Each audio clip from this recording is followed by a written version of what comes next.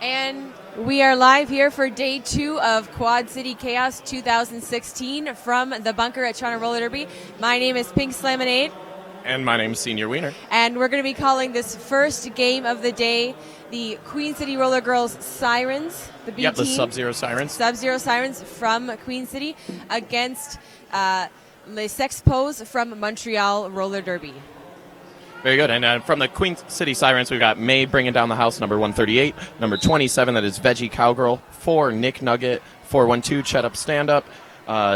We've got 505, Chicka Demolish. 51, Dana Skullcrusher. 64, Celery Stalker. 73, Rex Kitten. 8, Slamuel Jackson. Number 816, Double Barrel. 88, Jules Burns. 905, McCready. And 97, Brutalities. Pink will get into the Sexpos roster in just a moment because we've got the game going at the moment. Yeah, lead jammer here going to number 961 from the Sexpos. And it looks like they're on a power jam because Dana Skullcrusher, number 51 for the Sub-Zero Sirens, got sent to the box for a cutting the track penalty. First scoring pass, points on the board for the Sexpos. That's a 5-point grand slam for number 961. Missing from, Falafala Gazelle. Sub-Zero Sirens forming up in the front of this pack. And the sweep to the inside from the Sexpos. Another 5-point grand slam on the board. It was very interesting seeing that the Sexpos went for the sweep on the inside, but the jammer just went right to the outside. They use it as a distractionary technique just as much as an offensive sweep. Yeah, and a quick steal here. Initial pass completed by number 51 from Queen City. Another 4 points go on the board for the Sexpos. A 14-point jam for Falafala Gazelle. And what a strong start for the Sexpos. Right now we've got Jules Burns on the jammer line for the Sub-Zero Sirens. And let's see, I can't quite read the name there. Wearing the star for the Sexpos, Dalaile Matrak.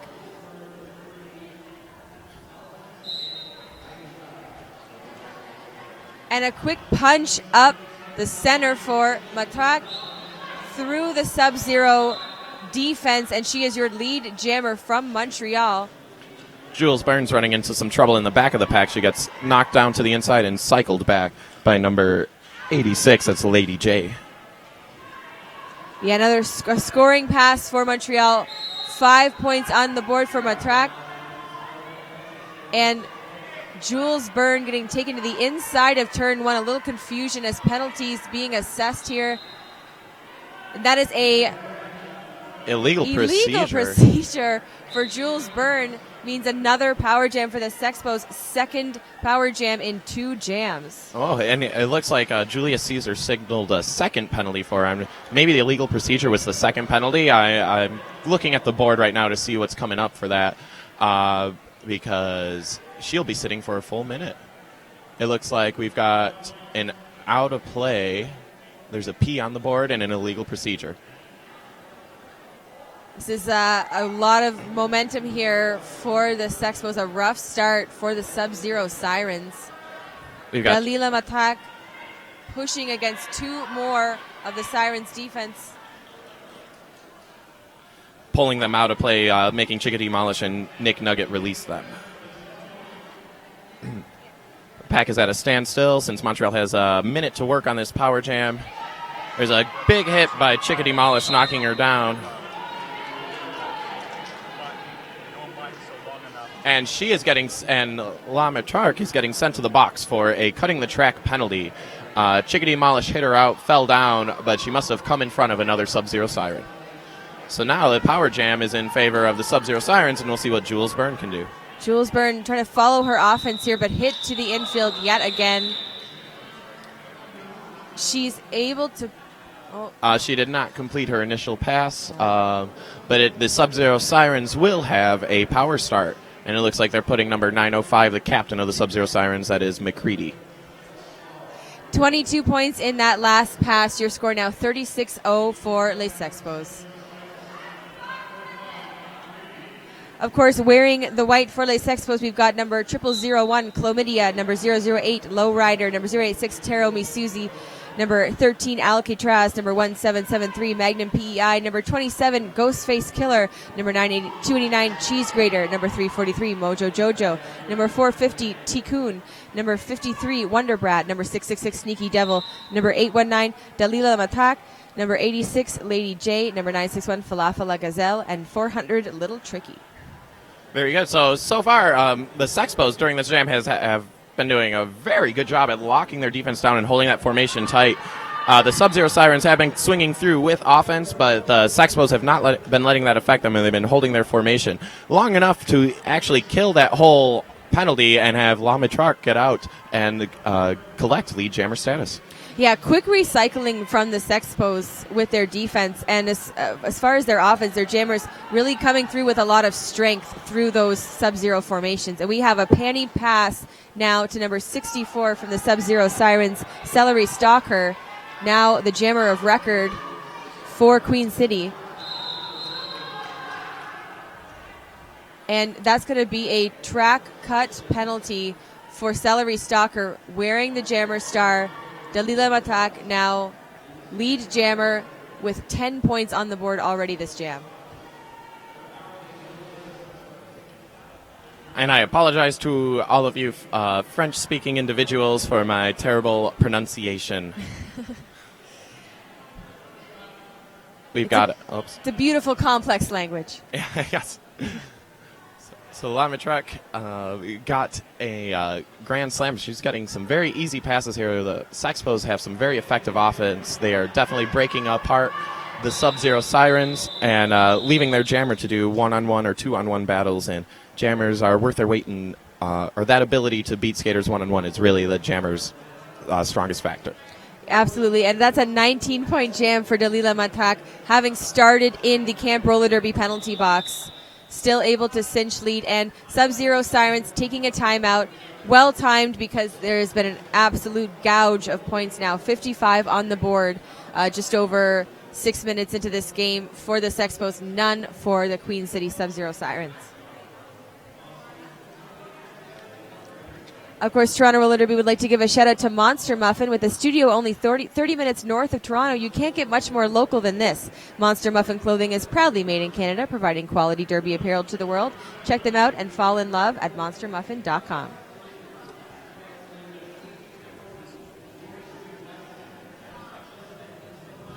And this team timeout is brought to you by Roller Derby Athletics, official training partner of Toronto Roller Derby. Tord would like to thank Roller Derby Athletics for making them safe, strong, and unstoppable. For off-skate fitness training, check out their programs at rollerderbyathletics.com.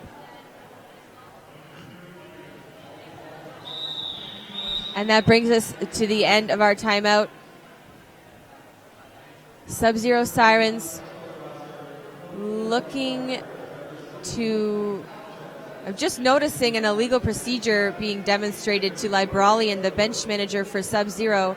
Yep, and that is a bench violation because there are two Sub-Zero Sirens that were standing behind the bench, and I believe since they aren't on the roster for this game, that is what gave them the bench violation penalty. So number 905, McCready, is sitting in the penalty box and serving that as a blocker, the captain of the Sub-Zero Sirens. Interesting call by the referee. It's a very good observation. Absolutely. So we've got double barrel. Up Falafel de la Gazelle. And headed to the Camp Roller Derby penalty box on a back block penalty is going to make this a power jam for the Sub-Zero Sirens. Lead jammer already established here in black. Very good. Yeah, the first lead jam of the game for the Sub-Zero Sirens, but it is squashed right away. There was a cutting the track penalty. It seems that Double Barrel touched out when she fell down, and one of the Montreal blockers skated backwards. Double Barrel stood right up and earned that penalty that way. Switching spots in the Camp Roller Derby penalty box, Falafel La Gazelle returning to the track. This is going to be a 2-minute jam, which can only favor, at this point, Les Sexpos. Initial pass completed by Falafel La Gazelle. Double Barrel out of the box, pushing against the pack while Falafel La Gazelle just really makes quick work of that Queen City defense. She really manages to power through and stand up whenever those big hits go holding upright and getting past. A lot of chasing out the front by Sub-Zero. They come back to attempt some offense here and able to create enough confusion for Double Barrel to complete her initial pass. And Nick Nugget swings for a big hit on Falafel Gazelle, just like a gazelle, very gallantly, very elegantly dodges that hit. Double Barrel moving laterally, trying to pick off Les Expos. They keep recycling in front. It's that slow slog, but we do have points on the board now for Queen City. 4 fingers in the air. Another 4 points go on the board for Falafel La Gazelle. Right as the jam runs to an end, that was a full 2-minute jam due to jammer penalties. And yeah, what was that? You already said it was 12-4, but it was good for Queen City to get some points on the board. Hopefully for them, they'll be able to catch some more tread and open this game up a little bit more, try and close that gap. If they can take advantage of one of those power jams again, they can start to eat away at this lead. On your on your 12:34 Skateco start line, jamming for Les Expos number 450 Tikkun, and jamming for Queen City. We've got Dana Skullcrusher number 51. Some fierce pushing at the front from Tikkun. She passes the last blocker, lead jammer status to Les Expos, and a quick panty pass, number 027. That's Veggie Cowgirl. She's actually a former Queen City junior skater who had just graduated this year. This is her second game as a Sub-Zero Siren and her third game playing full regulation games as an adult. That's incredible. And showing that experience there, just keeping her absolute cool, setting herself up for that pass. She was definitely one force to be reckoned with for the juniors, and she's proving to be just as effective on for the adults. 4 points on the board for Tikkun as Veggie Cowgirl getting recycled to the back by the pivot from Les Expos.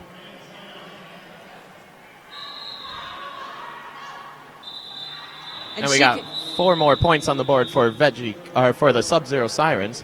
So the 2 jams in a row now, the Queen City Roller Girls have been able to put points on the board.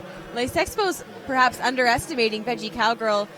You know, there's a school of thought that if the star gets passed, you let the pivot run long, someone who wasn't prepared to jam, someone who wasn't fielded to jam. But Veggie Cowgirl sort of defied their expectations, forced that call off, and picked up 4 points while she was doing it. You're absolutely right. Number 86 for Les Expos, that's Lady J. And we've got McCready, number 905, for the Sub-Zero Sirens. That's 086, Terror Me Susie jamming for Les Expos. McCready stuck in the back behind the Montreal formation. Terry Me Susie entering slowly and just sliding through on the inside of that apex, almost unchallenged. 5-point natural grants. Oh, and a late penalty there. We've got a cutting the track penalty that is now going to be served by the Sub-Zero Sirens jammer. And a track cut penalty also going to be served. Oh, wait, no. Sexpo's jammer sitting in the box, being replaced by the Sub-Zero jammer. Oh. So now we're trading off. Yeah, the ref was signaling her points, and he got a yell from one of the inside pack refs saying she's headed to the box. I didn't see any signal. Okay, what's her number? That's 086. And she finishes that pass yet again. It looks like she got an out-of-play penalty. So I'm assuming as a jammer, that would be a blocking out-of-play. During a no-pack, she probably initiated into a blocker. There was one last blocker out of play, and she did, it appeared, counter block and hit that jammer. It just depends sort of for those who were standing closer who initiated that contact. But right. Because you are right, you can legally counter block if someone engages you while out of play. But yeah, the referees, they always have the best perspective, being the most mobile spectators. We have the best perspective of Libralian's sparkly jacket, though, yes, standing behind the Sub-Zero bench. Terror Me Susie now with 9 points up on the board. McCready struggling with this jam. She has the star stashed. And a track cut at the end of that jam in the waning seconds. McCready heading to the Camp Roller Derby penalty box. And it's going to be a power kill start for the Sub-Zero Sirens. Right, you are. This jammer penalty trouble is it's definitely showing the strength and abilities of the Montreal Sexpos. They are definitely challenging the Sub-Zero Sirens jammers in ways that they hadn't been challenged before, and you can see them getting broken down and getting a little sloppy and making those smallest mistakes that send them to the penalty box. Well, just the persistence of the Sexpos blockers recycling over and over and over again, and it's enough to really make things seem desperate. You want to take those shortcuts, and that's what sends you right to the penalty box. Lead jammer status going to Falafel La Gazelle from Les Sexpos. And yes, that is a very good point with that constant recycle. It's like, I just want to get past that one other person. And that's, when you look for those shortcuts. Absolutely. Quick pass here for Montreal. A 5-point grand slam on the board, and McCready has returned to play. She's winding up. She's hitting with a lot of speed. She slows down just a little bit before approaching, trying to push her way through. I see Nick Nugget, number 4, signaling for a star pass. She's tapping her pivot. But all the while... Yeah, Nick Nugget a little too far away to receive that star, and as she gets closer, again, that recycle from Montreal. And a penalty now, a track cut to the pivot, now jammer, Nick Nugget from Queen City. All the while, points going up on the board for Les Sexpos. My Falafel La Gazelle. Montreal has now surpassed the century mark less than 15 minutes into this first half, 104-8, and Falafel La Gazelle still racking up the points in this jam. Montreal is doing a very good job at rushing up quickly with that offense and then dropping back, trying to spread the pack thin and draw those Sub-Zero Sirens out of play, because as Pink mentioned earlier, they have had a tendency of chasing and running forward. So it looks like Montreal has acknowledged that and have been trying to take advantage of that. Yeah, those long packs are sort of a jammer's dream come true. If you can try not to shave off too much speed and just weave in and out, it's those slow cube and triad formations that really are punishing. Absolutely.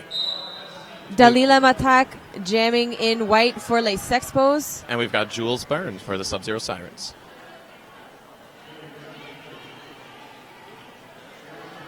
Looks like the Sub-Zero Sirens have keyed in on their defense a little bit more in this jam, because we've got lead jammer status for the Sub-Zero Sirens, and I believe that's the first lead jammer status for them so far. Second lead jammer status for Sub-Zero. They did get a quick lead jammer status, I think 3 or 4 jams in, but it was closely followed by a jammer penalty. And that is points in the air for Sub-Zero. And Coach Libralian decides to tell her to call it off, so that's a 4-0 jam in favor of the Queen City Sub-Zero Sirens, and I bet you it feels good to them to see that little bit of hope that, you can get lead, you can score those points, you can lock in on them, just play the game that you need to play. Yeah. Jules Byrne has been working hard in this jammer rotation so far, so a bit of vindication for her, picking up some more points, making use of that lead jammer status.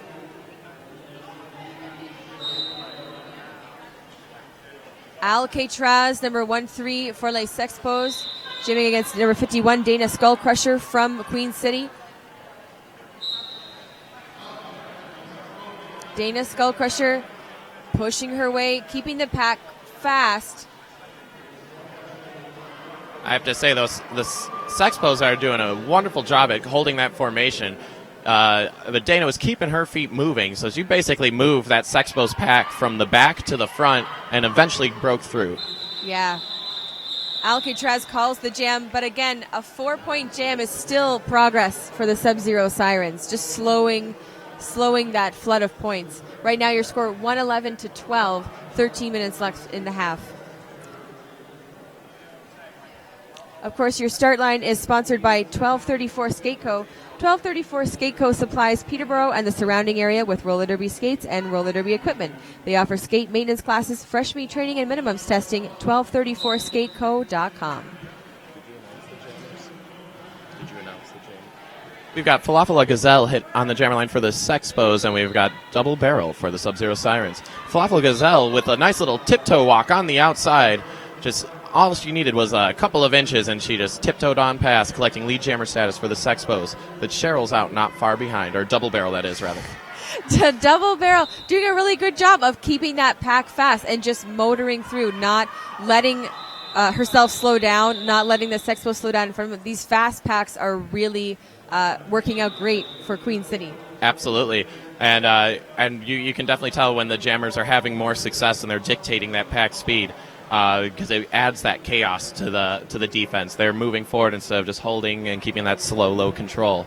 The reason why I called her Cheryl is because I know her from the league. I'm from Queen City, and it's hard to it's hard to keep it straight sometimes. But now everyone knows her Muggle name. Yes, that's right. Yeah, her government name is out there. Uh-oh. Of course, at Queen City, you do double duty as a coach and referee. Oh no, I'm a triple threat there. I announce as well. I coach the home teams, and then I announce the home teams that my team or that the Devil Dollies are not playing, and that's the team I coach for. And then I'm refereeing traveled games, and yeah, that's all three of them. And even though your WFTDA league affiliation is with Queen City, you also play in Toronto for Toronto Men's Roller Derby. Right, you are. Yes. Fun fact, friends. Yeah. I just love this stuff, guys. All derby all the time. So it looks like we have McCready hitting the line for the Sub-Zero Sirens, and that looks like Tikkun, number 450 for Les Sexpos. Each team have one skater apiece in the Camp Derby penalty box, so it's always nice to work with a little bit extra space on that track. If it's 3-on-3, you remove the advantage. And as far as jammers are concerned, that space is easy to capitalize on. Tikkun, your lead jammer, with that huge jump out of the way. Yeah, she was running hard on the outside line, and there were a couple Sub-Zero Sirens trying to catch her from the in, and she saw that hit coming. She read it and dodged it. McCready going to the inside, not risking taking that line, jumping laterally, just trying to keep away from the defense, and she finishes her initial pass as a 5-point grand slam goes on the board for Montreal. Tikkun decides to call it off at that. And that leaves the score at 118-12 with about just over 11 minutes left in the half.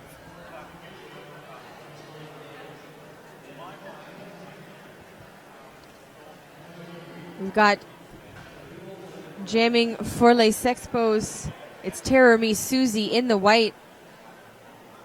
And we've got Dana Skullcrusher, number 51, wearing for the Sub-Zero Sirens.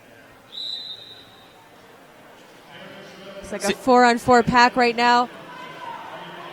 Seems like Montreal has really been taking that back wall, trying to just eat up the speed and the space of those jammers so they can catch them and absorb them into their formation right away. Oh, it looks like Tara Misuzi gets sent to the box for a forearm penalty. She must have swam her way through, and that gives the Sub-Zero Sirens an opportunity. They've got 30 seconds to try and capitalize on that. Big hit on Dana Skullcrusher on the inside there, puts her onto her back. She has stashed the star. Therefore, forfeiting the opportunity for lead jammer status to occur in this jam. Absolutely, but makes it out of the pack. She will have a chance to score while Teremi Susie sits it out in the Camp Roller Derby penalty box. Getting the signal from Libralian, put that back on your head. Get those points, that's right. And there's a lot of space for Dana Skullcrusher right here with now 3 of the Sexpos blockers in the box. Direction of gameplay, they're going to Sneaky Devil from Les Sexpos. And Teremi Susie returns to the track, hoping to complete her initial pass. Of course, this is going to be a 2-minute jam. 5-point grand slam goes up for Dana Skullcrusher. And a nice little stop by Nick Nugget, knocking Teremi Susie down to the outside and cycling her back.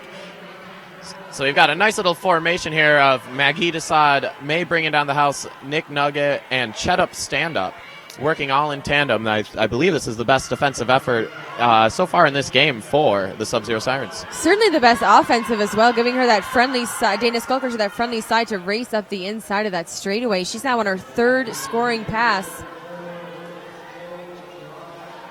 If the Sirens can sort of slow Teremi Susie down, they might be able to come ahead in this jam. We have 11 seconds left. We've got Nick Nugget, the pivot for the Sub-Zero Sirens, dropping back, trying to do some offense, trying to clear the inside. But the Sexpos are doing a really good job of just kind of absorbing that offense and making it a part of their pack with them and using the Sub-Zero Sirens offense against their own jammer. Yeah, and Jeremy Susie doesn't hit the pack in time to score, so another 4 points on the board for Queen City. Montreal roller derby with 4 points in this jam. Queen City, their highest jam yet, with 13. Yeah, that was very good. They took advantage of that 2-minute jam.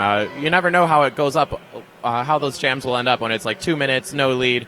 Sometimes they go back and forth, but it seemed in that jam the Queen City defense really locked in and managed to pull away. Falafala Gazelle waiting, feeding Jules Byrne to her defense as she hits the front triad formation from Queen City. Jules lead jam to Les Sexpos.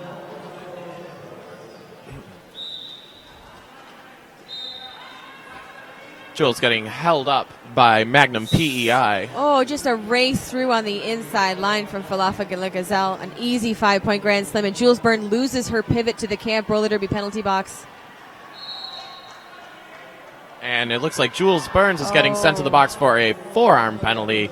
It appears as though she swam through a little bit. So now this is a power jam for the Montreal Sexpos. And we'll see what Falafala Gazelle does with all of this extra space and her team doing full offense. Tumble on the inside, but she stays in bounds, races up. An attempt to recycle by number 64, Celery Stalker. Les Sexpos looking to answer that 13-point jam with a bit of a run of their own.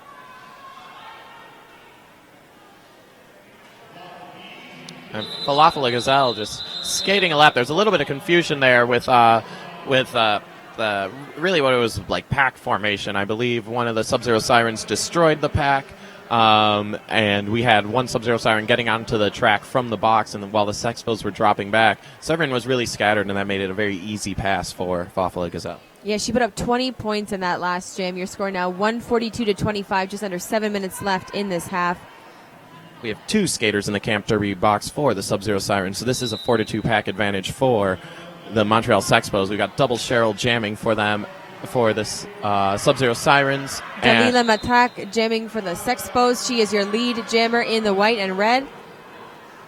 And double barrel Cheryl really just trying to muscle her way through. She is a very powerful skater. I know her from our home league, actually. She is on my home team that I coach, and she's always shown a lot of success with her strength, so it's nice to see what she does against this challenging wall. It looks like she managed to draw a multiplayer block on them from attacking those links, and she got through, stopping that bleeding a little bit more. Yeah, just a parade of blockers into that Camp roller derby penalty box. We can see what the damage is at the end of this jam, and it looks like 2 Sexpos and a Siren sitting it out. It's definitely going to change the trajectory of this next jam. 4 more points on the board for Montreal. And there's one other Siren just making her way to the box now. She's taking the long way around. Yeah. So yeah, it's 2 and 2. So I thought there was some space when there's 3-on-3 blockers, but here we go with even more space. So we'll see what McCready will do. This is like a pickup roller derby game. So yes, we have McCready and Alcatraz. It looks like the officials have called an official timeout. It seems like they're straightening something out amongst themselves. Of course, this timeout brought to you by Roller Derby Athletics. Tournament MVPs will each receive certificates for the Roller Derby Athletics Stride Booster Advanced Level Training Program. $79 value each. Build next level explosive power, quickness, and agility with targeted advanced training. Designed for highly competitive athletes, athletes get access to all Stride Booster and premium content for 3 months. Extensions upon request. So this is the first bout of the second day for the Quad City Chaos 2016, and that is a WFTDA recognized tournament. The WFTDA recognized tournaments program recognizes and supports high-quality WFTDA member-hosted tournaments worldwide. And, of course, first game of the day, our next game is going to be coming up at 1 p.m. Eastern Time. It's going to see Royal City from Guelph, Ontario, their first and only game of the weekend, playing against Roller Derby Quebec Les Duchesses from Quebec City, who played Toronto Roller Derby and Tri-City yesterday. Yes, and they're currently unranked team, but full WFTDA member, or have full WFTDA membership, and they really have their stuff together out there in Quebec.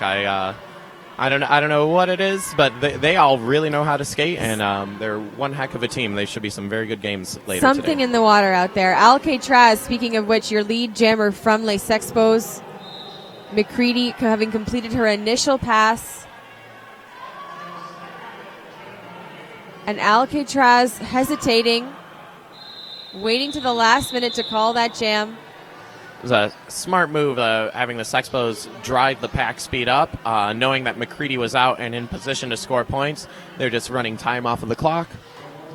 And with a spread like this, 150 to 25, it's very advantageous to do that.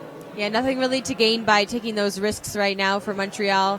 Better to save their energy and save their bodies. Absolutely. As most of you may know, this is a very physically demanding sport, and longevity in this sport is something that we all want because we all love it.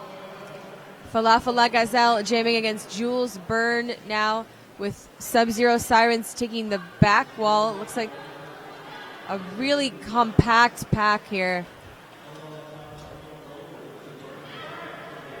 Jules Byrne just taken to one side and the other by the Montreal defense, and lead jammer goes to Falafel La Gazelle. And Jules Byrne on one foot managing to slip by on the outside, but that quick recycling of the Montreal Sexpos, she was caught up by another skater and knocked back out, and she's got to do it all over again. And just the decision making by the Sexpos, they change tack so quickly. Hey, you're absolutely right about that. When they reform on the spot. When they come in for their offense, they switch and do it real quick, and they're right back to D when they need to be. And there's that legacy of roller derby in Montreal. The new skids in the mid-teens right now in the WFTDA rankings. Queen City also have had a very successful weekend here at Quad City Chaos. Falafel La Gazelle working on her scoring pass. Jules Byrne still struggling in the back of the pack. Points number 5, 6, 7, 8, 9, and 10 going up on the board for Les Sexpos. And we finally have a star stash attempt.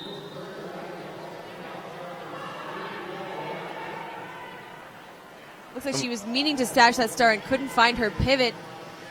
She did manage to find her pivot and pass it off to number 64, Celery Stalker. Finally releasing the jammer with just 10 seconds left in this jam. We'll see if the Sexpos, well, it looks like they're just playing it slow, waiting the timeout. Oh, and they decided to call it off anyways with about 2 seconds left in that jam. Sirens wisely moving to the front. Didn't race too far out, just set up their defense in the front. Made it not at all worth it for the Sexpos jammer to hit that pack.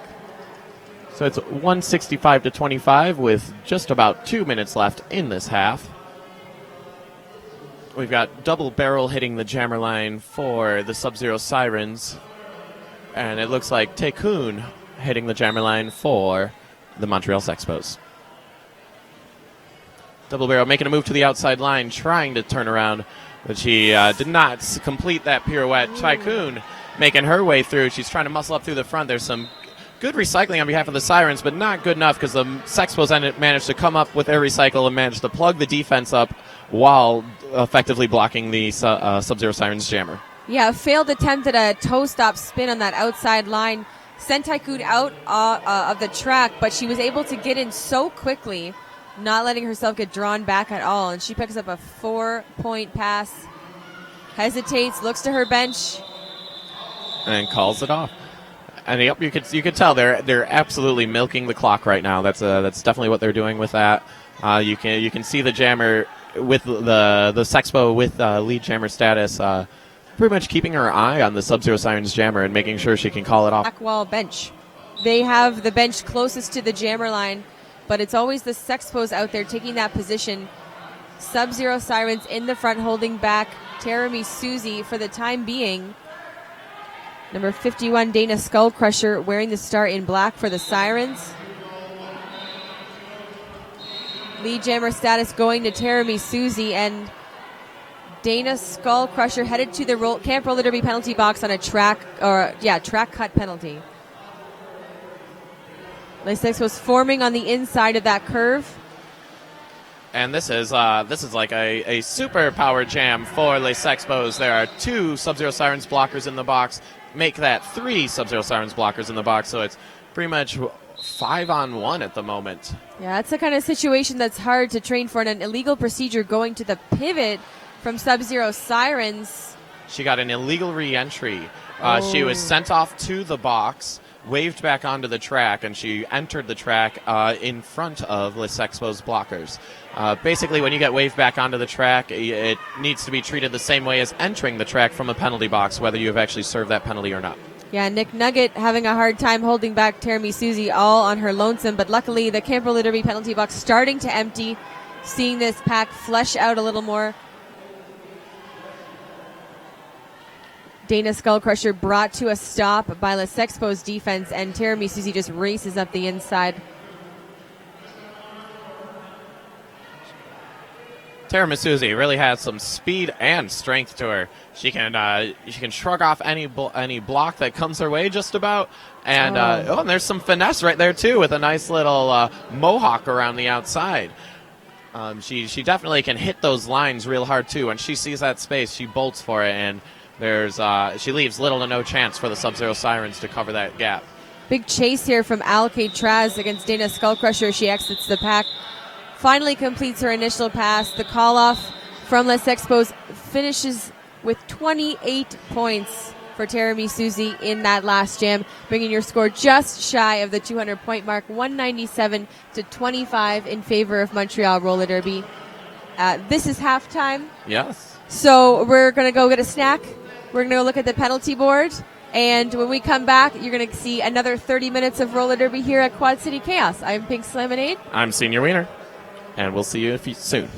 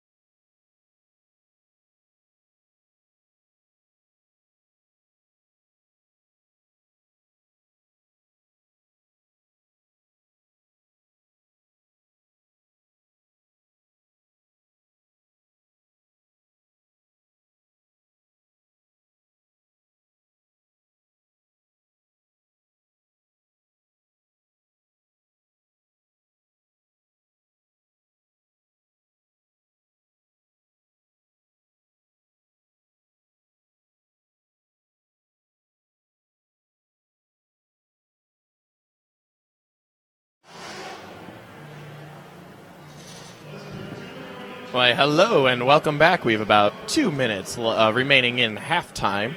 This is Senior Wiener, we're joined by the lovely Pink Slaminade. And we're gearing up for period 2 of game 1 of day 2 of the 7th annual Quad City Chaos. And we're watching the Montreal Sexpos versus the Sub-Zero Sirens from Queen City. The score is 197-25 in favor of Les Sexpos. And we're going to talk a little bit about penalties at the moment. For the most part, the Sexpos have been staying pretty clean. The majority of their skaters are either clean or have 1 or 2 penalties. They only have 1 skater with 3, and that is Teremi Suzy. We saw sort of the effect those power jams had on the Sub-Zero Sirens. Almost all their scoring done in power jam scenarios, taking advantage of that chaos. But on the Sub-Zero side, Celery Stalker on 6, Nick Nugget on 5.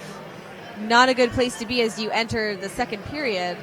That's absolutely right. You know, especially for Celery Stalker, 1 more mistake and she's out for the rest of the game. And you can even tell that the penalty trouble is indicative of game style. The Sexpos are playing a very slow, controlled game. They're reforming quickly with intensity, but they are staying together.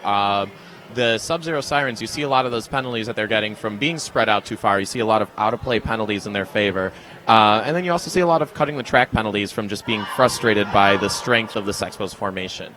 Yeah, when you're tired and when you feel desperate, you take those risks, you cut it close. You only want your hips an inch behind the other player's hips, and if you don't time it right, you're going to end up spending a lot of time in the camp roll at every penalty box.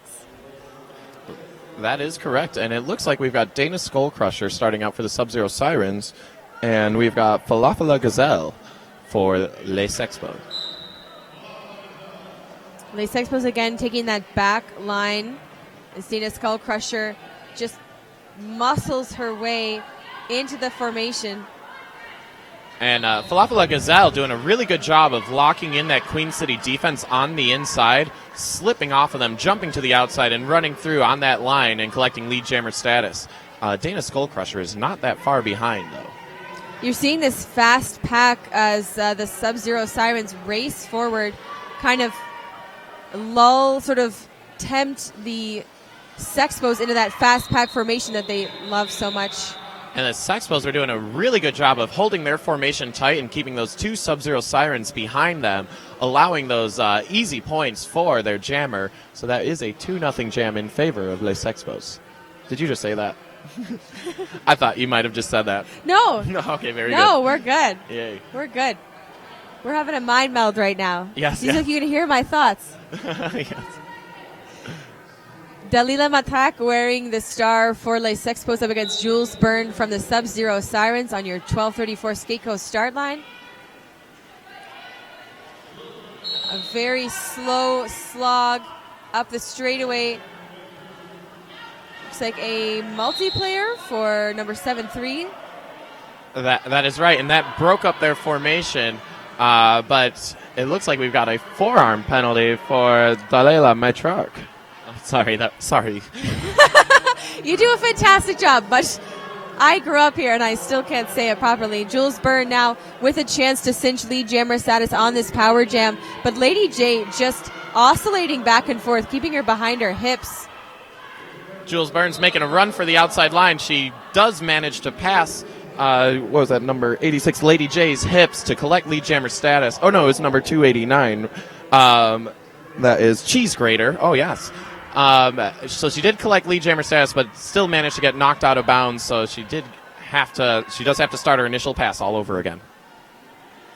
So working twice as hard for the same result. Your lead jammer, Jules Byrne, slogging her way through the pack while Dalila Matrak returns from the box, completes her initial fist pump in the air. And we've got the Sub-Zero Sirens bench trying to call for Jules to call it, but I don't think she hears it. I think she's got tunnel vision right now because she's really working hard, trying so hard to get through this very tough Sexpos wall. Yeah, Dalila Matrak sneaking through and picking up 8 points. Actually, I believe, she got a grand slam on that last one, yes. Yeah, 9 points. I mean, it's easy to forget or not realize that your lead jammer, when you're recycled right away after those whistles blow, if she didn't realize that Dalila Matrak had gone to the box, she might have thought it was.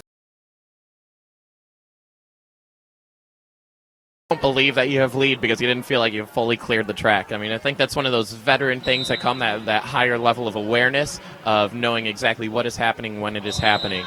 So unfortunately for Jules Byrne, having lead jammer status, they still allowed 10 points to be scored by the Sexpos.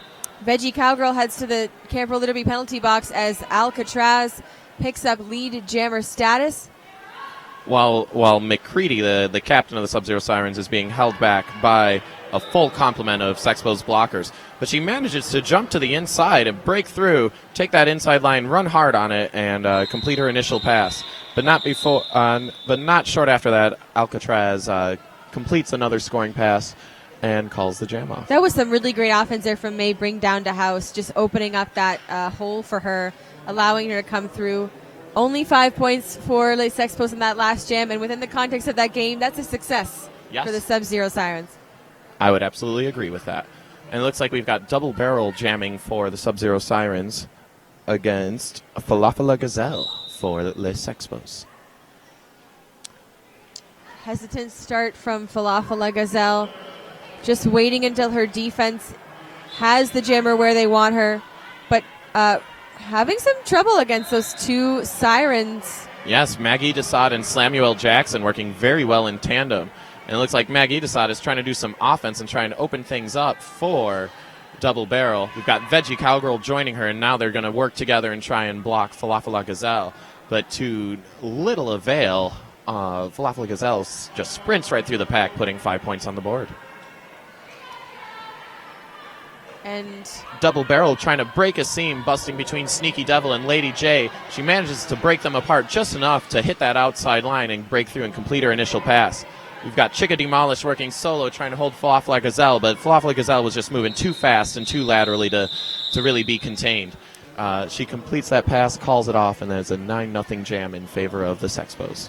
Yeah, the success of the Sirens always seems to happen when they can spread out that pack, especially on the curves where there's a little more space to move laterally to juke. The Sexpos, when they get together, are sort of an immovable object, but if you can spread them out far enough, that's where we're seeing these points or these passes completed by Sub-Zero. Because right now at the moment it does seem like their struggle is just getting that initial pass. Either get out there first to get lead or to get out there second and stop the bleeding. We've got Jules Burns, who almost made it through on the inside line, but she gets tagged down and recycles all the way to the back. She's just playing it safe there. She's going through to the middle, but Tycoon following Jules Byrne around her own defense and then just skating up the inside line to cinch lead jammer status. And Jules Burns really puts the accelerators on and cuts through the small space between Montreal Sexpos skaters, completing that initial pass. So once again, that is another success for the Queen City Sub-Zero Sirens in regards to the scale of this game. Yeah, Tycoon, as she realizes that the Queen City Jammer has completed her initial, just trying to flip her hips around as many blockers as possible, manages 3 points. Your score now 226 to 25. So a 201-point differential at this point. Very good, and we've got just about 23 minutes remaining in this second period. We've got McCready on the jammer line for the Sub-Zero Sirens, and it looks like we've got Terror Me Susie for Les Sexpos. The Sub-Zero Sirens are doing well defensively when they have that brace in place and when everyone's together. It's really the same exact thing that you're seeing in the back of the pack with the Sexpos. So it's you can see them getting stronger as the game progresses. You can see them really keying in and finding that control. Both teams, utilizing the same strategy, but just to a different level of effectiveness here. And it's another power jam for Sub-Zero, a high block penalty going to Terror Me Susie. We mentioned she had the highest penalties of any Sexpos player, and hopefully the Sirens can capitalize on this. So we got McCready working really hard with Nick Nugget trying to open an outside line for her. That line was open, but the Sexpos closed that up right almost immediately after. We got Chicka Demolish coming up for some offense, trying to demolish this Sexpos wall. But but to little to no avail. What I'm noticing here is that the Sexpos really roll off of that offense real quickly, or even sometimes the Queen City blockers are hitting more the braces than the bodies of the skaters. So they're almost cutting right through them, and it's having not as much effect as it should.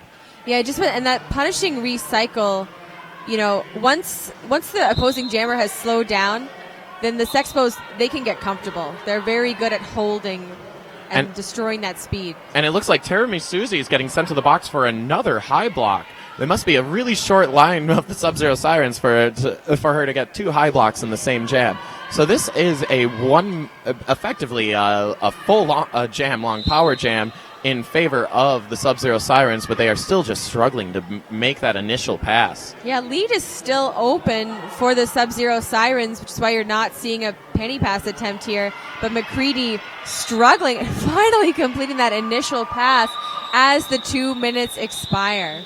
And you saw that offensive effort by the Sub-Zero Sirens. They were finally in sync. It was all 3 of those skaters, Chickadee Malish, Dana Skullcrusher, and May bringing down the house, making that inside line sweep all in unison, and it really worked. It worked so much more effectively than just having one person swing.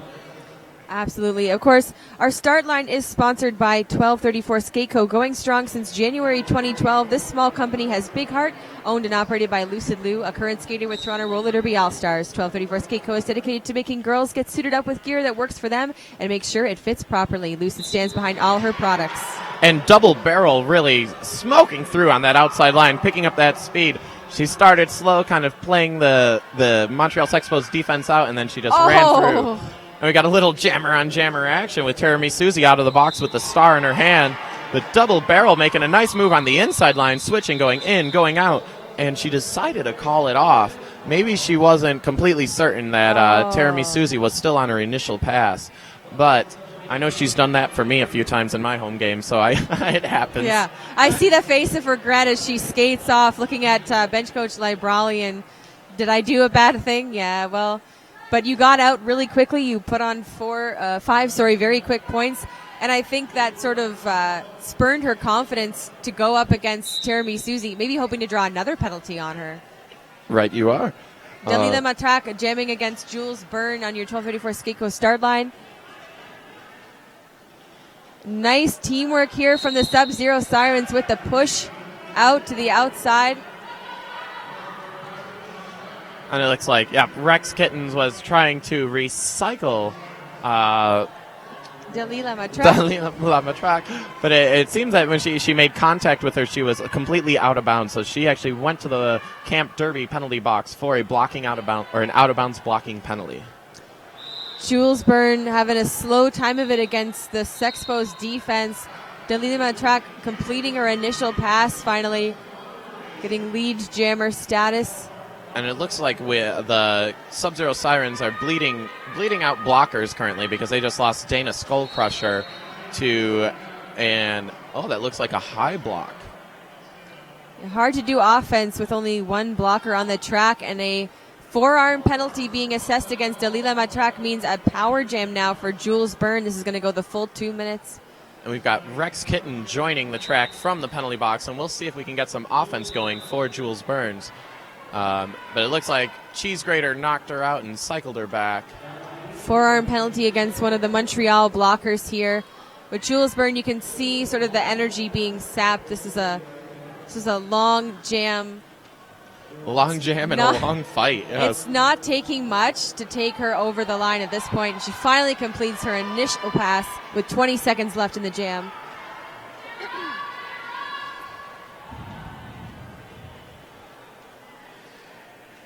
Dalila Matrak returning from the Camp Roller Derby penalty box just behind the pack. Jules Burns trying to tiptoe around on the outside, and it looks like Cheese Grater, or Fromage, as her jersey says, gets sent to the box for a directional gameplay penalty. Jules Burns collected 2 points for the Sub-Zero Sirens as a 4-2 jam in favor of Montreal after all was said and done. The score is 230-32, and there are about 17 minutes and 39 seconds left. And the Sexpos calling a timeout to try and assess sort of the franticness that we just saw, doing a little bit of roller derby yoga here with the deep breaths in and out. Of course, our penalty box that's seen so much traffic in the last few jams is sponsored by Camp Roller Derby.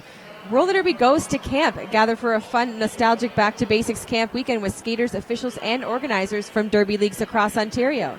This weekend will foster both structured and casual opportunities for brainstorming, idea sharing, and cooperation, mixed with complimentary off-skates activity taking place in the picturesque Camp Eden Woods in Haliburton, August 19th to 21st. Find them online before the early bird offer ends, March 31st, camprollerderby.ca. And it looks like we've got McCready getting ready to jam for the Sub-Zero Sirens, followed by Alcatraz for the Les Expos. A pivot line start here, I think, for the first time this game, and Montreal choosing to take the front, the change of pace. Yes, everything's topsy-turvy for this start.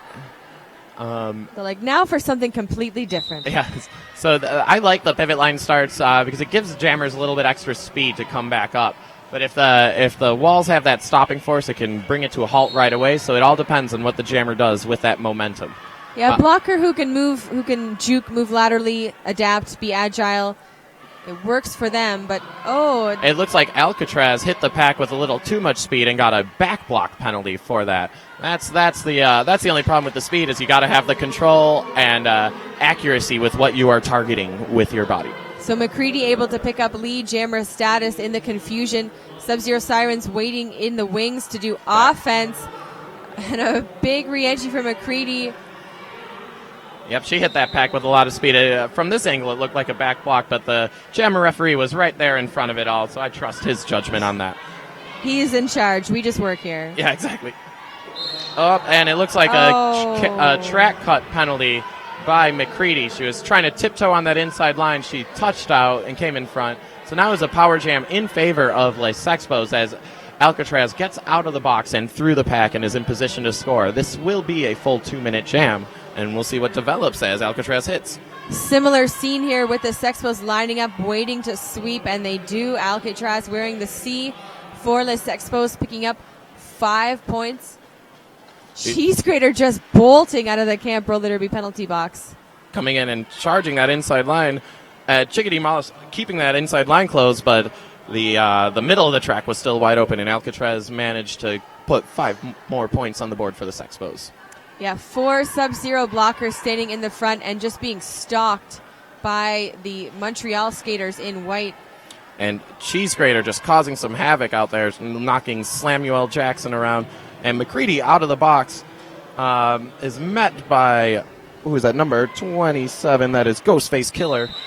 Held back just enough, but before getting sent to the box, I know she got some points, and there's 5 points on the board for the Queen City Roller Girls. I'm not completely certain whether she gathered all those points before going to the box or after, or maybe a combination of the two. Doesn't matter. Got points. Yep, the points are there. That's what matters the most. So it was a 15-5 jam in favor of Montreal. The score is 245-37. We're just about halfway through the second half. Sub-Zero sticking to that 12:34 Skaco start line. We've got number 816, Double Barrel jamming against Falafala Gazelle. Double Barrel really trying to muscle her way through, moving out, moving in, and she goes in. But Falafala Gazelle does get lead jammer status first. Double Barrel trying to take that outside line and manages to do so successfully. So we've got lead jammer in favor of the Sexpos with Double Barrel breathing down Falafala Gazelle's neck.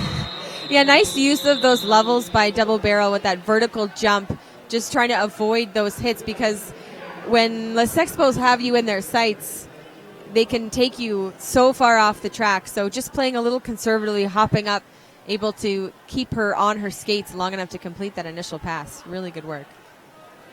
We've got Jules Byrne jamming for the Sub-Zero Sirens and Tycoon for Les Expos. Huge pack advantage here to the Sirens. I'm only seeing one Sexpo blocker on the track, quickly joined by her partner Ghostface Killer.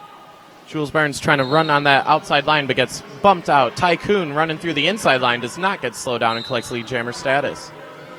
And some nice offensive work from number 505, Chickadee Malish, trying to stop that recycle. A really aggressive blocking. Jules Burns makes it out, but she has Ghostface Killer chasing her down. but Ghostface Killer goes out of play and has to let her go. Tycoon decides to call the jam off, but it's still a 5-0 jam in favor of Montreal. Montreal not seeing quite as much momentum in the second half as they did in the first. The Sub-Zero Sirens doing a really good job, even though they're tired, even though they're trailing, to kind of come back with a lot of force from the change room. Your 12:34 Keiko start line populated now by McCready from the Sub-Zero Sirens and Alcatraz from Les Sexpos. Alcatraz trying to muscle her way through the inside line. And then bounces to the out and back in. See that lateral movement that she's doing. She's shaking left and right and really breaking up that Sub-Zero Sirens formation. They're moving a little too much and they're overriding it. And it looks like while all that chaos was happening, while Alcatraz was acquiring lead jammer status, McCready gets sent to the box for a track cutting penalty. La Super Jam for Les Expos now. Alcatraz. Ooh, big hit by Brutalities, nailing her down on the inside. Really good work now with only, looks like 3 Sub-Zero blockers on the track. Still some admirable defense here. And a wonderful offensive swing by Terumi Suzy. 5 points go up on the board for Alcatraz. Terumi Suzy perhaps blocking now because of that penalty run. She's on 5 already. And she's wearing the pivot, though, so she's there for backup just in case they need it. And Alcatraz taking advantage. You leave her an inch and she'll take a mile. All she needs is very little space on that inside or outside line she manages to go through. McCready getting held up by Chlamydia. Chlamydia recycling back up front after she gets lost by McCready, and it looks like that just this, as we talked about before, just this recycling, this reformation of Montreal. It's hard to keep track of who was where when. Yeah, it's you never want to be held back by chlamydia, that's for sure. Yeah. But a easy 5-point grand slam going to the jammer from Les Expos. Actually, the pivot right now is actually low rider, not Terumi Suzy as we originally believed. As I had clubbed. Thank you for correcting that. That's all right. Trying to read French at 50 paces. It's not easy. And McCready doing a good job of splitting between the Sexpos and getting out, completing that initial pass. Alcatraz does decide to call it off. And is that an official timeout? So the clock is stopped at 10 minutes and 58 seconds. The score is 275-37. That was a 24-point jam in favor of the Sexpos. Of course, this timeout is brought to you by Roller Derby Athletics, official training partner of Toronto Roller Derby. Tord would like to thank Roller Derby Athletics for making them safe, strong, and unstoppable. For off-skates fitness training, check out their programs at rollerderbyathletics.com. So I'd like to talk a little bit more about WFTDA recognized tournaments. One great thing about having this tournament recognition system out there is that we can allow for various tournament structures. The recognized tournament program establishes a consistent standard for tournament officiating and games management. So I love that it's basically like WFTDA endorsement saying with this suits the similar standards that we would have for our divisional playoffs, which always have, as you would expect, the highest standards for officiating and games management. Well, and the WFTDA, in recognizing these tournaments, gets to put a spotlight on these sort of pre-season run for the rankings that come out July 15th. So when you turn into WFTDA.tv to watch playoffs, to watch championships, this is where the chips fall. This is where everyone gets sorted out. So you can go online to WFTDA.com/events to see if there's recognized tournaments near you or when you can watch them online. Very good. And I was talking with one of the tech guys with the broadcast group earlier, and he was telling me about this amazing function with the stream that we have actually going on today. In the top right corner, there's like an I button that you can actually click on, and there's like a little card that'll slide down. And if you click on that card, it'll open up a link, and it'll show the rosters of the teams that are playing. And it even has an option to donate to like Toronto Roller Derby, because our broadcast system is we staff our broadcast system with about as many individuals as skaters are required to play a roller derby game. And we do it all pro bono here, and any donations and anything going our way would be greatly appreciated. The donation actually doesn't go to Toronto Roller Derby. It goes to Layer 9, run by Mr. Force, who actually broadcasts all of these games free of charge, films, edits, archives, and he does it all out of the goodness of his heart. So if you're watching from home, you saved on your ticket price, maybe throw him a bone, buy him a coffee. Right on. And thank you for being the left arm to my right side. It's no problem at all. And you will also have no problem at all if you have Roller Bones Turbos plus Bone Swiss bearings, because they make for a winning combination. Rollerbones.com. This official timeout, really a marathon of an affair here, but we're going to get a word from our alt ref Joe the Locksmith on what's going on. While he's doing that, I just want to tell you that Roller Sports Canada provides insurance and support for all Canadian roller sports. Visit them at rollersports.ca or on Facebook at RSCRC Roller Derby on the Facebook. And you can also catch us on the Facebook, Toronto Roller Derby, or you can tweet or Instagram us at hashtag QCC2016. So I got a little bit of ref for this game. One thing that they are establishing at the moment is there is a foul out. Number 64, Celery Stalker of the Sub-Zero Sirens, had served her seventh and final penalty of the match. And also there is an issue with rosters, a very interesting issue. There's something was brought up, and there's reason to believe that one skater for the Sub-Zero Sirens may not have actually been put on the official roster for this game. So what they are doing is they're just they're checking the paperwork to make sure that it was like either a clerical error or if they actually put a skater on the track in gear without actually having them on the roster. If that were the case, then the Sub-Zero Sirens captain would serve a penalty, and it would be a bench violation penalty, not too dissimilar, in fact exactly the same as the penalty that they had served earlier in the game for having skaters standing behind the bench. Absolutely scandalous. Well, we'll see if we can sort this out. Celery Stalker, props to her for lasting, almost 20 minutes into the second half, having started with 6 penalties. So that's a lot of control to sort of lock that down, having come back with 6 penalties and being able to last this long until getting your 7th.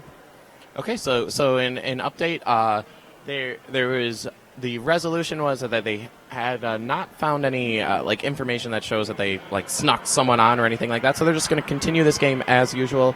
There's no paperwork showing that person was not on the roster, and so it seems the Sub-Zero Sirens captain will not be serving a penalty, and everything will continue. So that question that was brought up by whomever it was basically given the short answer of no, that's not how it is.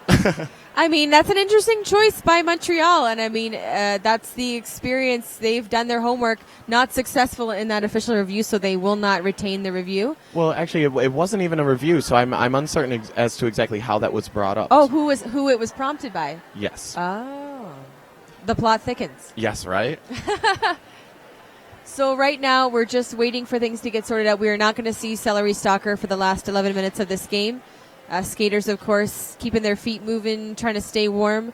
And I mean, a great time, too, to thank the officials who make sure that this game goes off without a hitch. Our NSOs, our referees, many of whom are 3, 4, 5 certified referees. Absolutely, yes. There are lots of levels up here. Actually, they only have one level 2 skating official. Everyone else is either 3 or up.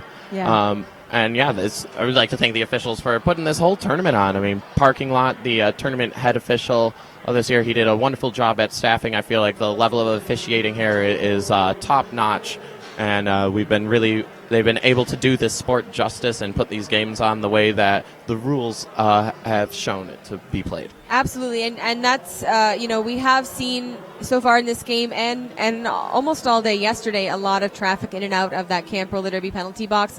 But that's what happens when you have 7 eagle-eyed referees with their eyes on the game. So I want to talk about Nerd Roller Skates. Nerd Roller Skates is your dedicated roller skate shop with everything you need for derby, rink, or park. Visit them online at www.nerdskates.com, offering free shipping in Canada on orders over $150. Nerd Roller Skates for people who roll. Of course, that's Canadian dollars. So like $7 American dollars. Yes. It must be. You must have a field day coming up here for TMRD practice for QCC. Oh, absolutely, absolutely. Oh, Please bring your beautiful Yankee money. whenever I go home with a loonie in my pocket, I'm like, Canadians say they got rid of their pennies, but to me, that's basically it's basically a glorified penny. Oh, no. It's funny because it's true. It's sad. It's sad, and now I'm sad. And Cheese Grater taking a tumble behind the bench here, just trying to keep her muscles active as we go into the 8th minute of this official timeout. But again, officials being very good all this week, and I haven't seen a lot of official timeouts. I haven't seen a lot of corrections. They are running a very tight ship here, but it's early in the morning, and we want to make sure everyone's staying honest. And yep, maybe the last answer I gave you about the situation is not the final answer, because it still does look like the officials are conferring in the middle. The alternate referee is writing notes down, so we will have more information for you in a few moments. High five push-ups on the bench here between, looks like Lady J and Cheese Grater. Just trying to stay sharp, but if you want to stay sharp, you should check out Wicked Skatewear, because they love to make you look and feel fabulous. Also, they love glitter and neon, a lot of neon.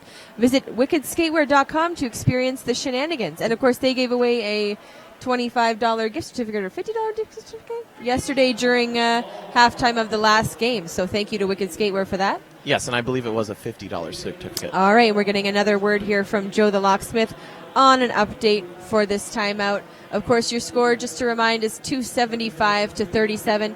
It looks like, looking at the board, this has turned into an official review for Montreal Roller Derby. So perhaps they've brought something else up. I just noticed, Sweeney, that it turned into an official review on our scoreboard here for Montreal. And that's what I've got for you. So after they were straightening out that paperwork, White decided to call an official review. They actually wanted to request a warning to the Blacks team, the Sub-Zero Sirens. Had decided that they haven't been doing anything particularly out of the ordinary, and they weren't fishing for high blocks. So the Sexpos do not retain their review. No warning was issued, and play continues. Play continues with Falafala Gazelle earning lead jammer status for Les Sexpos, and it looks like double barrel. And as we were saying before, the Sub-Zero Sirens have gotten much better at getting out, breaking that initial pass, and preventing the Sexpos from getting multiple scoring passes on them. They have been limiting them to 1 or 2 scoring passes when they have full strength. The penalty trouble is a whole nother story. Well, and our score going into halftime for Montreal was, I think, 198, 199, somewhere in that range. And right now it's only 278, so we've only put up about 80 points in the second half versus the 200 some they earned in the first half. That's really speaks to the Sub-Zero Sirens' ability to keep their cool and to be able to play their game even when they are outmatched. Very good, yes. To adapt, move forward, and find those strengths, get those individual victories. Because in a game like this, the overall victory is not necessarily in the books, but there are so many individual victories you can make that'll strengthen the team and help you move forward with. Dalila Matrak earning lead jammer status as the Sub-Zero Siren 138 Mary Bring Down to House heads to the Camp Roller Derby penalty box with a multiplayer. McCready still working on her initial pass as Dalila Matrak picks up a 5-point natural grand slam. We've got McCready still being held up in the back. She, with a nice little razzle-dazzle, a little whipsy-doodle, I'd say. She does a pirouette around, but that very fast recycling of the Montreal skaters, they got that formation right in front. But McCready bursts through and completes that initial pass. Another 5-point pickup by Dalila Matrak, and again it looks like she's going to hesitate. No, this is long points, it looks like. Oh, interesting. Yeah, for the first time of the game, Montreal's going for long points. They're noticing how much McCready was struggling, and it paid off for them. Matrak did get a 5-point grand slam on that pass, and it was a very easy pass. Whipsy doodle indeed. Dalila Matrak working on her 4th scoring pass now, and McCready losing that momentum we saw in the first pass. A 5-point grand slam goes on the board for Montreal while number 8 heads to the Camp Roller Derby penalty box. We got the Sirens trying to do a little bit of offense on the Sexpos, but the Sexpos, they do such a good job of just ignoring that offense. Like, to them, it seems like they pay no mind. Yeah, they're able to keep their eye on the prize, so to speak, and not to be able to shake off that offense while not losing sight of that jammer.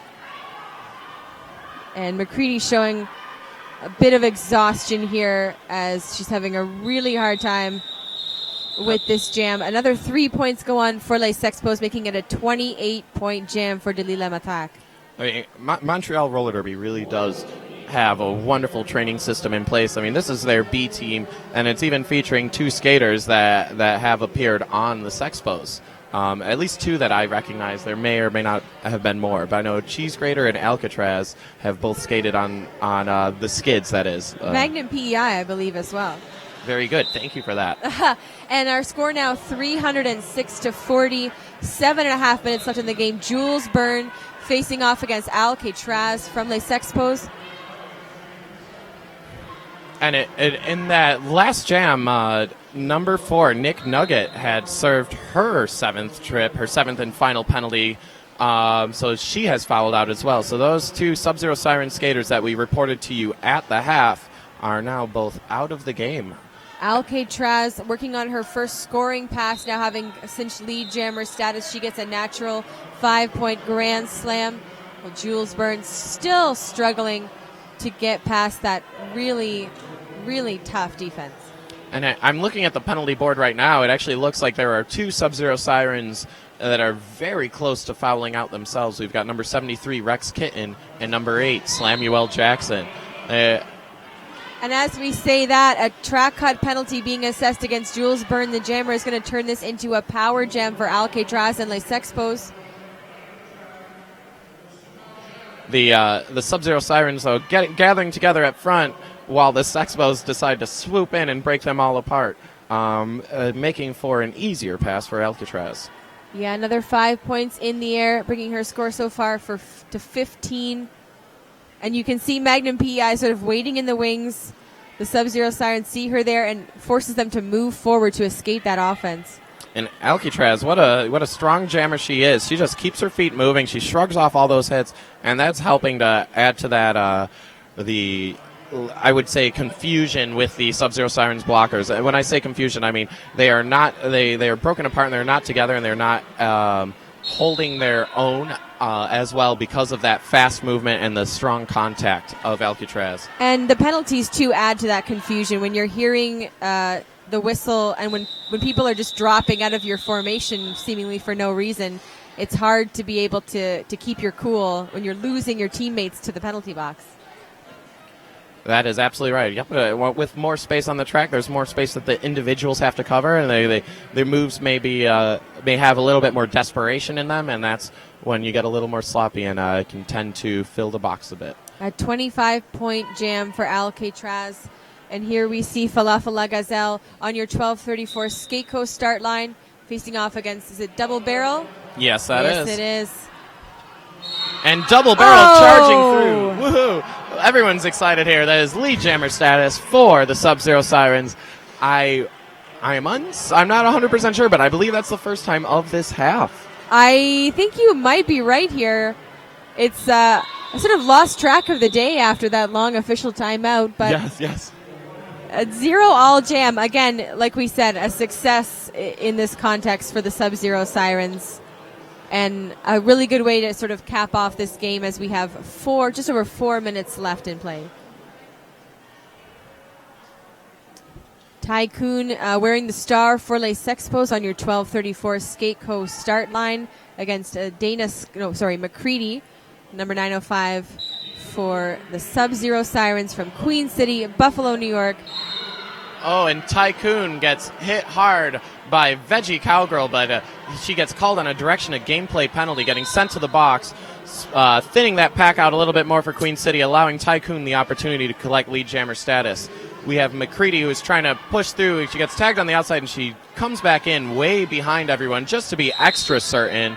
And that time she came in a little bit shy, and she got a track cutting penalty. So that is now a power jam in favor of Les Sexpos. And that is McCready's 6th penalties. That is 6 power jams she has relinquished to Les Sexpos.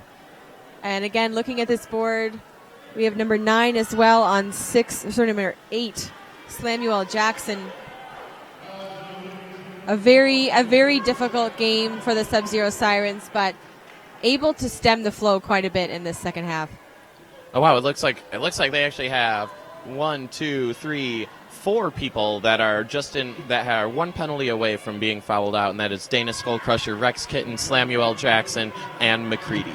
15 points so far this jam for Ty Kuhn.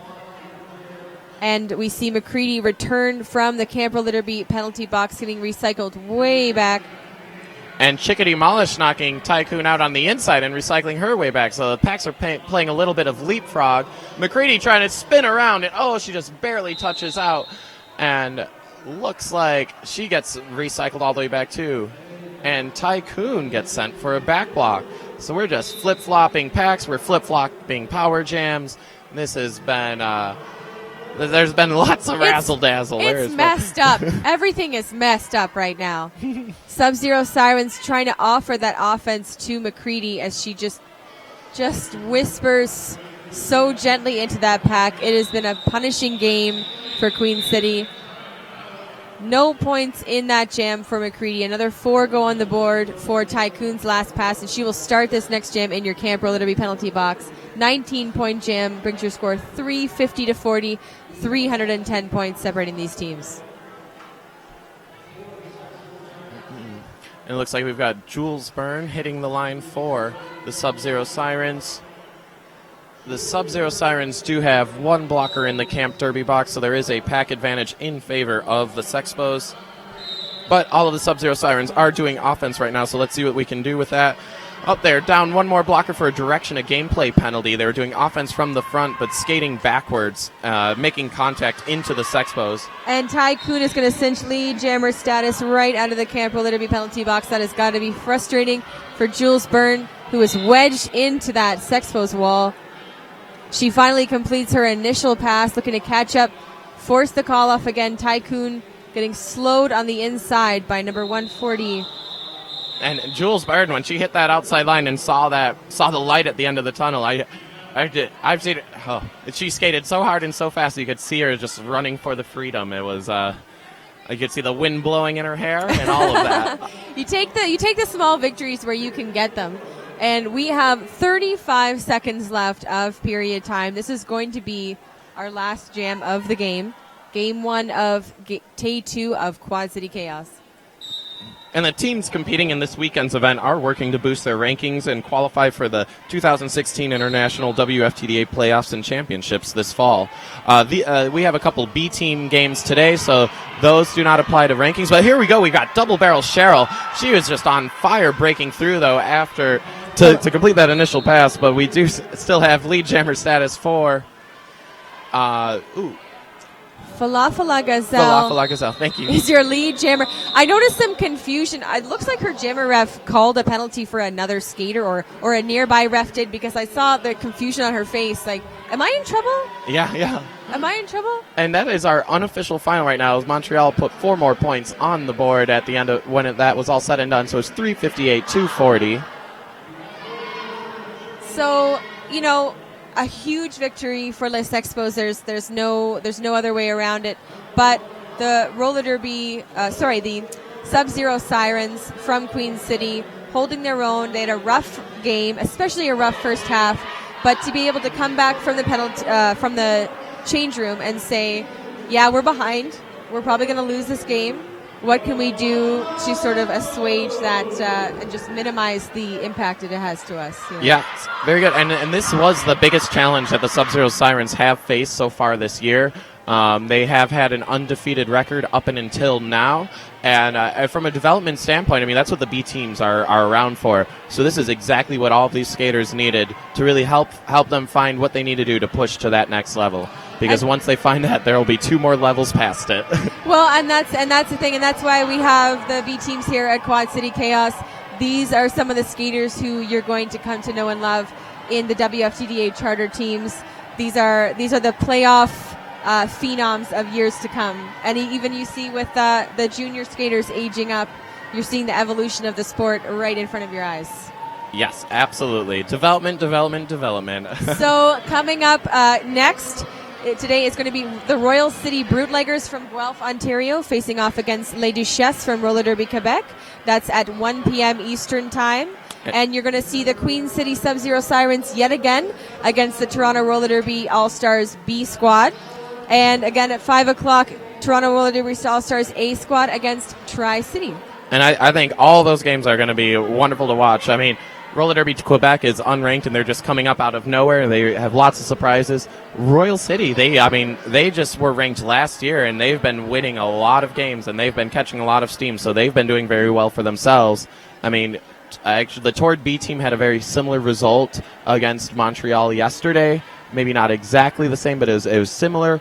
So I feel like the Sub-Zero Sirens matchup against them will be a tight game. And then Tord and Tri-City, I mean, they've been going at it against each other for a little bit now, and I think that will be a very good game for our headliner tonight. That's a long relationship there. Well, I am Pink's Lemonade. And I'm Senior Wiener. Go get yourself a snack. Press donate, buy Mr. Forrest a snack, and we will see you back here at 1 o'clock. Sounds great. Yay!